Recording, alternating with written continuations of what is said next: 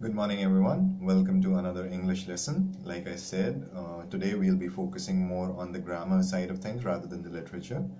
So make sure you pay attention to the video. I'll be putting a lot of stuff on screen and I'll be talking over it. So make sure you pay attention. And like I said, I have no idea what your base level of English grammar is because I'm not your old teacher. I don't know where you're coming from. I don't know what your standard of English is right now. So I'll start from the very basics, all right? I'll start from like sentence structures, nouns, and all of that. And then we can move on towards the more complicated stuff and everything else. But for the moment, I'll just take my time and focus on just the basic stuff. Alright, so pay attention to the video, pause as many times as you want and look up what's going on the screen. If you have any questions, make sure you make notes. Do not do any of this work in your fair notebook yet, alright? Everybody who's watching this video, do not do any of these work in your fair notebook yet. Do not copy down the entire video and everything else. Like, these are just examples that I'm showing you right now. There will be exercises, I will be giving you exercises, but not right now. This is just for your reference as well. I'll be providing a link to a book called English Grammar for Dummies. Now, it doesn't mean it's for dummies. It means it's simplified in a way that everybody can understand. So I'll try to share a link to that as well. I'll put a drive link to it so you can download the PDF and read it on your own time. You're not supposed to finish reading that book like in a week or so. It's supposed to be like helping you throughout your English career. No matter where you go, like even in school, even in college, you can use that book anytime you want. It's a very good reference tool if you're not familiar with the English language and the rules and everything else. So for now, we'll just focus on sentence structures and I'll talk you through the video and make sure you pay attention to whatever's going on screen. So I hope you guys have fun. Don't get bored. Make sure you make notes of whatever queries, whatever things you don't understand and bring them up in our video lesson when we have it, all right? Make sure to bring all of those issues up in the Google Meet. Like I said, many people aren't watching the videos. Many people show up to the Google Meet without knowing what the video lecture was about, and it's really difficult for me to conduct a video lecture it's very difficult for me to conduct a Google Meet without people having watched the video. Now, I understand many people are having data issues, many people are having connectivity problems, which you can't watch the video. There's a lot of workload for everybody. I get that. So make sure you let me know if you're having any problems with the data and everything else. So I'll provide you with the PDFs of the lessons that I'm doing right now. Okay. The problem with providing you PDFs is you don't get my commentary on the PDF. So it's harder for you to understand what I'm trying to tell you if you just watch the video. Alright, if you just watch the video, it'll be easier for you to understand what I'm trying to explain rather than me giving you a PDF and you trying to figure out the PDF on your own. Alright, so make sure you're ready, and then we'll be doing exercises when we have our Google Meet. Like I said, I'll share my screen and we can do exercises together so I can get like an accurate reading on what your level of English is at. So make sure you pay attention to this video and let's get started with the lesson.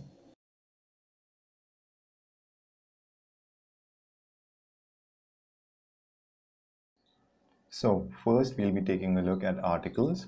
Now, most people think they know how to use articles and everybody thinks, oh yeah, a and the, these are the articles, this is how we're supposed to use it. But many of you make mistakes while trying to write a sentence which contains articles. So I'm just going to go over it. Look at the screen. Please ignore the cursor. It's just there because I forgot to remove it while I was taking the screenshot. So just take a look at the screen right now. So a and an is used as a general term when it denotes one of many. For example, I want to buy a car. He's eating an apple. Do you have a bike? She is an old woman. I'm reading a book. The refers to something specific, usually one. Tokyo is the capital of Japan. The new Chinese restaurant is very good. We like the blue car. The girl in the red dress is beautiful. I'm reading the new book by J.K. Rowling. Alright, so if you have any issues with any of the examples given here, just let me know, make a note of it and bring it up in the Google lecture. But right now, look at the screen, try to understand what's going on, and then we'll move on to the next slide.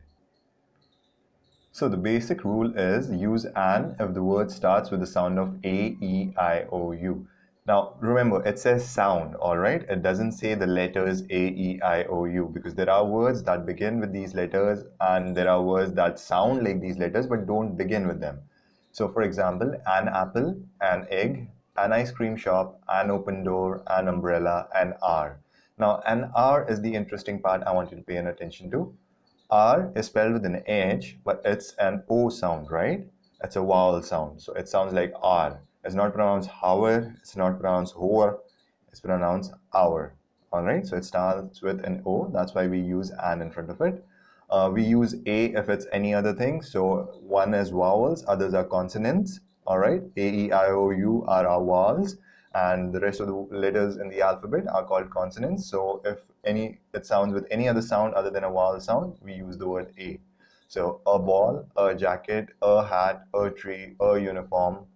All right, so here it says you, just pay attention, this example, a uniform. All right, now it says you, it's a vowel sound, but is it pronounced like you or is it pronounced YU? Because it's pronounced YU, uniform, that's the sound, right? So make sure you're paying attention to what the sounds of the words are. That's what I meant when I said pronunciation is one of the most important things in learning the English language. The way you pronounce the words makes a huge difference. Because if you're pronouncing the words wrong, then maybe you're using the grammar wrong as well. All right, so make sure the uniform, you notice it's pronounced with a YU. That's why we use a water bottle, a yellow shirt. All right. Now there are some do not case scenarios, all right, where you don't have to use like, so do not use the with countries or cities. I live in the China is wrong. I live in China. China is a proper noun. All right, it's an actual name, so you can't say the because they don't already specify it. All right, like I said, the is used for specific things. So if there were many different Chinas, then you would use I live in the China that is in the east, or I live in the China that is in the west. But now, since we know there's just one China in this world, we'll say I live in China because it is a specific noun, all right? Do not use the with things in general. She likes the pizza. She likes pizza. She likes the pizza from Tony's restaurant. Now that's specific, all right? So when you're using the for a generic term, you don't usually use it. Like, so pizza is generic, right? Like, look at the sentence, she likes pizza. Now, this is not explained to you. You don't know where the pizza is from, what kind of pizza it is, or what are the characteristics of the pizza. So you won't use the here because you're not referring to anything specific. On the other part, she likes the pizza from Tony's restaurant. Now, which pizza does she like? The one from Tony's restaurant. So here we're going to use the because it denotes to a specific thing. It relates to a specific pizza from a specific place. All right. So do not use the for general things and do not use the for countries or cities. All right. So make sure you pay attention to this rule.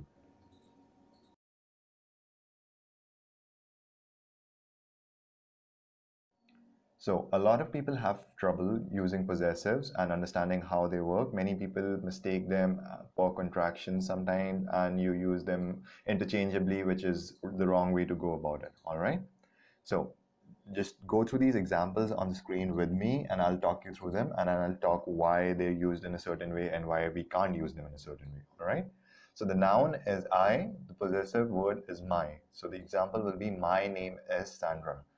Now, you will never say, I name is Sandra. You will always say, my name is Sandra because it is showing you are the possessor of your name. All right.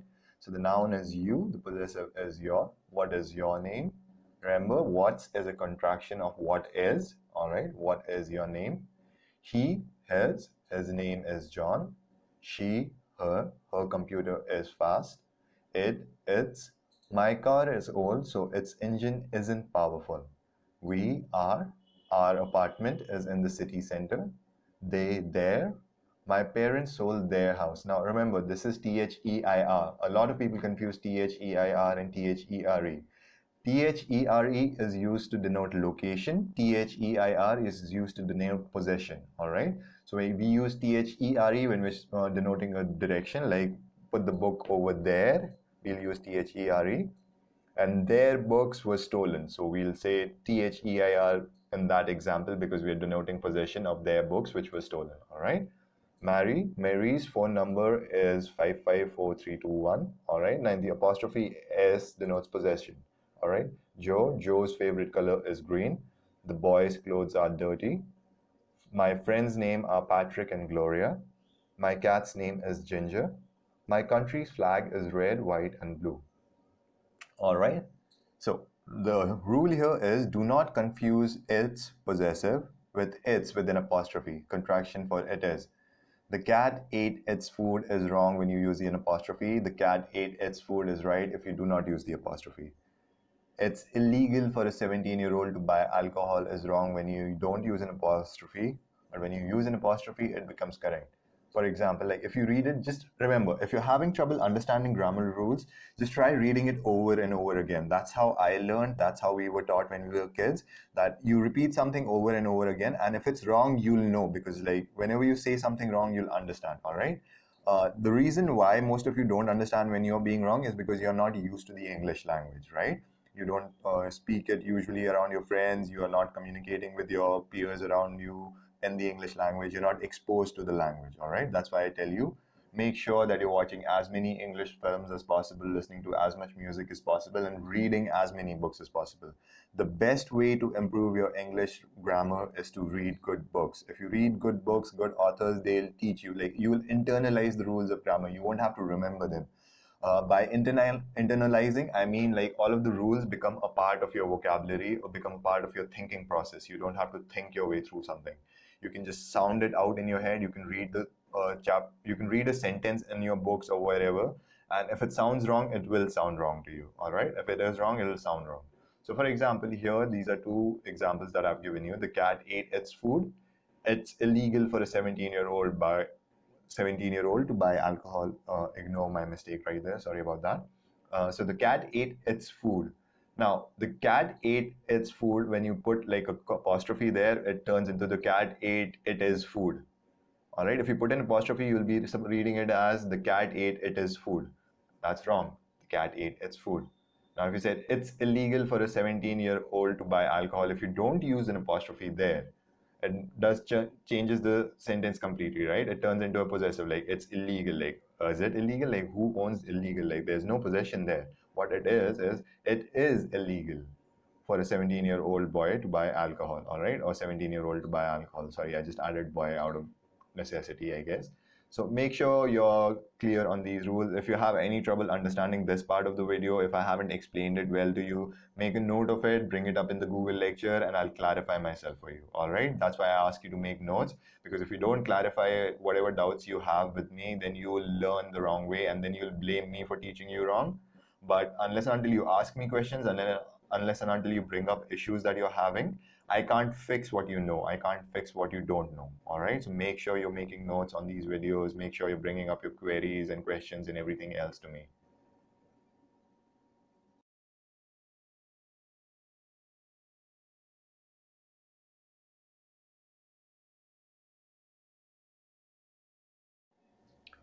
So let's take a look at present simple tense. The reason why I am focusing on it right now is because a lot of you, whenever you're asking me questions in chat, whenever you're telling me something, or whenever you have a query, you're not formulating your queries correctly, you're not making your statements correctly. All right. So this is like whenever you're talking in the present, whenever you're dealing with something that is happening right now, this is how we usually talk. This is how most of our conversations take place in the present simple tense. All right.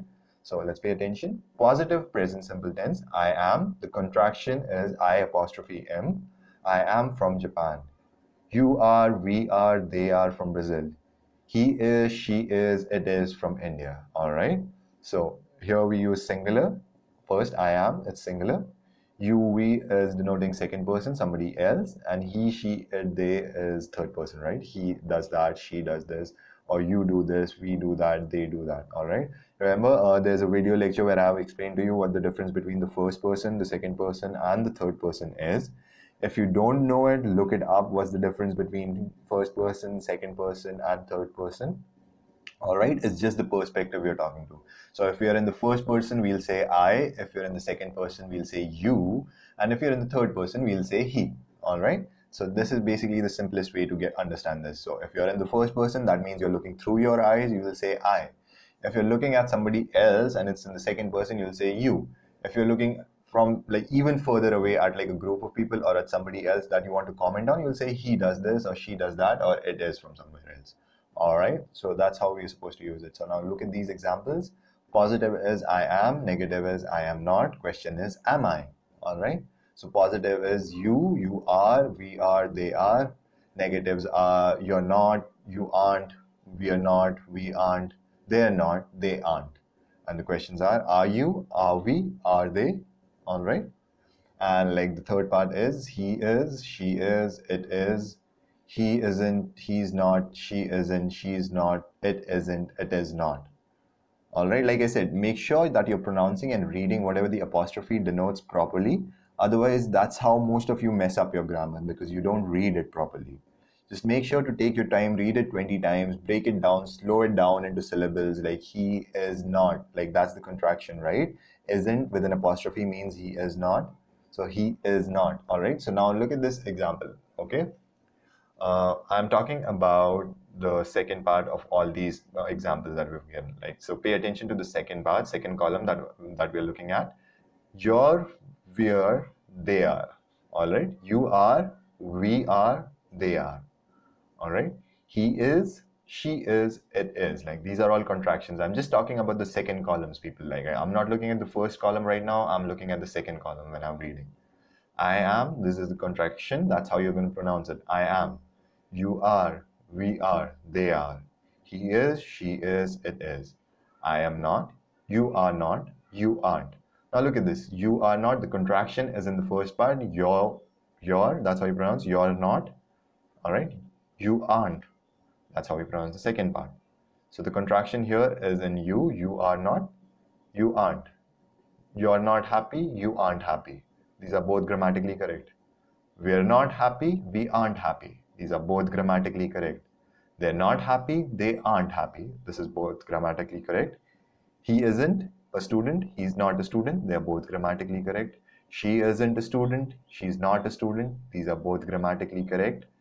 It isn't, it is not. All right. It isn't a student, it is not a student. These are also grammatically correct. All right, so make sure you're using your contractions properly. All right, make sure you're paying attention to where the apostrophe is. Like I said, if you read good literature, your grammar will become much, much better in a very short amount of time. The more you read, the better you will be at the English language. I know most people don't like to read, most people don't pay attention to reading, but please do. If you want to improve your English language skills, that's the best way I can tell you. Like, you just read as much as possible, read about the stuff that interests you, read books, read good books written by good authors. Please do not read Chetan Bhagat and expect to learn good English, because Chetan Bhagat is not a good English writer. All right. There's a lot of Indian writers that are very popular, and there are a lot of foreign writers that are very popular, but they don't use good English. They use popular English, which will not help you understand grammar, which will not help you improve your language. All right, so make sure you're reading good books. And the same way, like, we'll just take a look at the final column now. Am I beautiful? Are you a teacher? Are we a teacher? Are they a teacher? All right, now look at the second part. Are we a teacher? Would that be grammatically correct? Are we a teacher? No, that won't be, right? So the proper sentence would be, are we teachers? All right, plural, because we is plural, right? So whenever you use we, that denotes plural, so that means you'll have to change the other part of the sentence as well. Just remember, you can't change just one part of the sentence and have it be perfect. All right, you'll have to change both parts of the sentence. So are you a teacher? Are we teachers? Are they teachers? All right, okay. Is he tall? Is she tall? Is it tall? All right, now it's singular, so we don't get to change it. All right, just remember, we change whenever there's a plural. All right, whenever there's a singular, we change again. Just remember, make sure like you're using your sentences properly. Make sure your intentions are clear. If you're talking about multiple things, you need to add s's in front of things to add plurals, like teachers, books, this, that, anything. Like anything that you add an s in front of becomes a plural. Just remember that. That's general rule of thumb. Like it changes when you go into advanced literature, but for now, like just remember, the rule of thumb is if you add s in front of something, it turns into plural. And like I'll give you like an advice, like if you are messing it up, if I'm checking your copies, and I'll let you know if you guys are messing up the rule or not. All right, so this is basically present simple tense explained to you.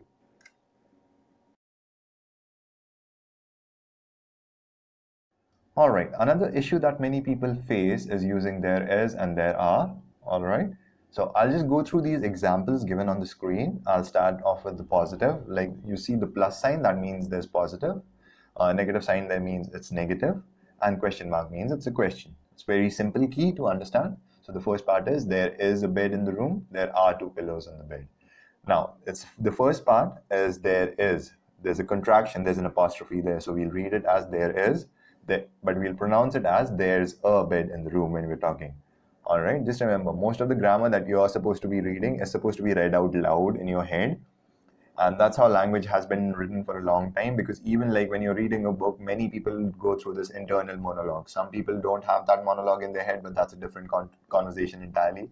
I don't want to go too off topic right now. But so you read it as there's a bed in the room, there are two pillows on the bed, because it's plural. Just remember it's pronounced plural, just like the word rural. So break it down into syllables. Whenever you are facing a difficult word that you're having trouble pronouncing, just make sure to break it down into like different sections, right? So every word has syllables. Syllables means the sounds that make up the word. So break it down into its component syllables and then try to pronounce them together and put them together in the correct pronunciation, all right? Make sure the emphasis on the words are right. So if you're looking up on Google, you can find the pronunciations of basically anything. Just type in the word and type pronounce, and Google will give you like a pronunciation file, and you can look up it. You can play the audio and get like the proper pronunciation. All right. So it's pronounced plural and it's pronounced the same as rural. All right. So there is a bed in the room. There are two pillows in the bed. Is used for singular. Are is used for multiple. There isn't a mirror in the bathroom. There aren't any windows. Now here is used because it's singular mirror. Are is used there because there are not any windows in the bedroom. Now just remember, like whenever you read out loud contractions, make sure to read the contractions as they are written, because if you try to say there is not a mirror in the bathroom, technically you might be right, but it doesn't sound good. It doesn't flow well with the language, right? So you'll say there isn't a mirror in the bathroom, there aren't any windows in the bedroom, instead of saying there are not any windows in the bedroom. So when you break it down into a question, is there a table? Singular table. So the we are using is. Are there any chairs? Chairs means multiple. So we are using are. All right. I hope you understand this example. Now, another thing most people have a problem with is this, that, these, and those. All right. That's why I've given you this screenshot on your screen. So make sure you're paying attention. This is used for one thing that is near to you. That is used for one thing that is far from you. These are used for two things that are near to you. 2 plus means like 2 or more. And those is used for 2 plus things that are far from you. All right. For example, like this is given to you in the form of a picture. This apple is green because I'm talking about a specific apple which is close to me. This apple is green. That apple is red. Now that apple is a singular apple which is farther away from me. So I'll say that apple is red. These books are new, multiple books close to me. I'll use these. Those books are old. Multiple books farther away from me, I'll use those. All right. So if you are having any confusion where you use this, where you use that or these or those, make a note of this and use it for your study, use it whenever you're writing. Just make sure, that's why I've given you this video, because you can watch it multiple times. Like that's why I've divided into sections as well. All right. So you can skip to any section you want whenever you're using this as a reference. You can use it multiple times whenever you're having trouble writing. That's going to be my theme for grammar videos mostly. Like I said, because I'm not following like a structure, I'm not following like a syllabus. I'm just going off of what my kids know, what I'm reading from you guys, whatever your feedback is going to be. That's what I'm going off of. All right. So that's why this is like a bit haphazard. That's why the structure is all over the place, but you can skip backwards and forwards. Like I said, we are part of the internet generation. We can do that. If it was like, if I was making this video for my parents, I would make it more streamlined. But because you are kids, because I understand you know how to use YouTube, you know how to use videos, that's why I've made it into sections. So you can skip from one section to the other, whichever one you need at that time, whichever one you don't understand, you can skip through them. All right. So use these videos as references as many times as you want. Like don't just watch it once and be done with it. Make sure you are bookmarking all of the grammar videos which I am going to be uploading. All right.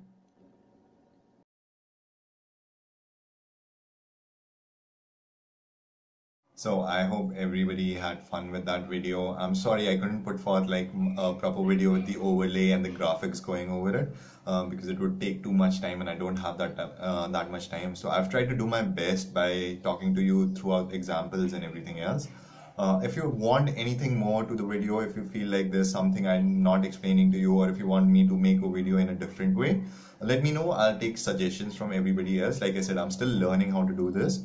So if you give me suggestions, I'll make sure to include them in the next video as well. But these are just some of the issues that I faced while I was checking your homework, while I was reading your chats and everything else, whenever we were in the Google Meets and everything else. So these were some of the issues that I think you guys were facing. So I've addressed them. Now, as I teach you more, as we interact more, I'll figure out more stuff about you, what the gaps in your knowledge are, and I'll try to fill them as best as I can. This is the reason why I ask you guys to interact with me, why I ask you guys to type in chat, because if I see you typing in chat, as it is much easier for me to understand that what your level of English is at, how you're understanding, what your mistakes are, and everything else. So there is going to be no homework for you here. There is no like exercises that I'm going to give you in this video, because I would prefer for you to do the exercises while you're with me. Now there's people who can't attend the Google Meets as well. So for you guys, just let me know in the comments, like if you can't attend the Google Meets, because then I'll provide exercises. I'll give you links to like PDF exercises that you can do on your own. But for the rest of you who can attend the Google Meets, please do, and we'll do these exercises together, which I feel like is a much more interactive way of learning, much efficient way of doing things, instead of just giving you stuff and then correcting like the exercises on your own, like letting you fend for yourself. I'm supposed to be guiding you through this process, not letting you figure it out on your own. Like I said, if you feel like there's something in the video that is missing, there's something that you want me to add, or there's some way that you feel like these videos can be made better, please let me know. I'm open to any and all suggestions, as long as they are feasible with my time. Like I said, I am very short on time. That's not your fault. I'm not asking you to deal with it. I'll deal with it. So you just give me suggestions and I'll figure out how can I do it in the most efficient way possible. So I hope you guys learned something, and I'll see you guys in the video lesson soon.